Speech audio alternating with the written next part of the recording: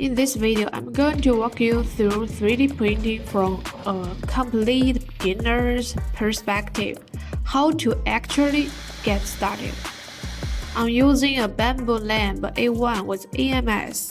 Once you follow the official guide for setup and calibration, the next step is printing your very first model.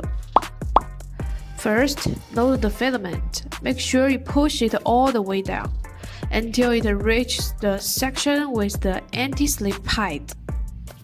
If it's not fully sighted, the filament can slip out mid-print. Don't ask me how I know.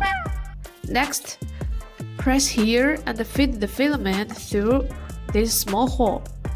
If the extruder gears, don't start pulling the filament automatically. There's only one reason. It's not in far enough.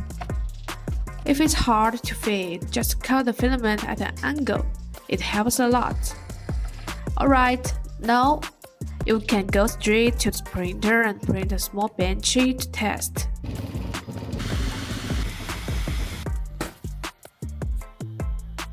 Looks perfect. Next, download Bambu Handy on your phone and connect it to your printer and devices. Once connected, there's the best part. You can send and print models with one tap.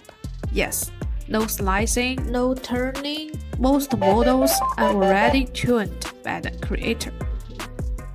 Just make sure you select the correct printer model. If you're using a computer, it's a bit more involved. First, download Bambu Studio. Then open Maker World in your browser. Find the model you like and click Open with Bambu Studio. Slice it, send it, print it. You can also download 3mm files and slice them yourself. But that's beyond the true beginner level. But you get access to way more free model sets like Creative Cloud, printables, or 3D cards. Alright, one last thing. If you are using an A1 or A1 Mini, make sure you print a cable chain first. Without it, cables can hang down, get caught randomly, and cause very serious failures. Again, don't ask me how I know.